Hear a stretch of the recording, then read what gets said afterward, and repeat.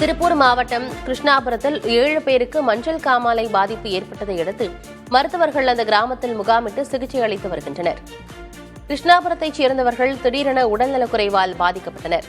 பரிசோதனை செய்தபோது 7 பேர் மஞ்சள் காமாலை நோயால் பாதிக்கப்பட்டது உறுதியானது. கழிவுநீர் கலந்த குடிநீரை குடித்ததே மஞ்சள் காமாலை பாதிப்புக்கு காரணம் என பொதுமக்கள் குற்றம் சாட்டுகின்றனர்.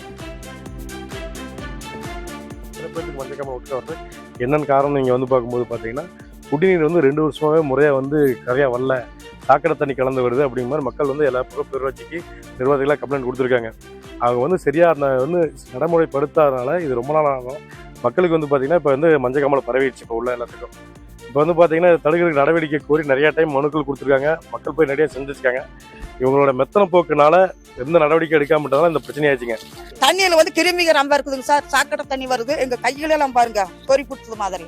இவர் கொப்பளத்தை பாருங்க, தண்ணி முகமெல்லாம் குத்த பூரா முகம் எரிச்சல் வருது. குழந்தைங்க துணியெல்லாம் பிசு பிசுன்னு ஆகிடுது. தலை குளித்தா தலை பூரா முடி கொட்டுது. இதுதான் சார் பிரச்சனை.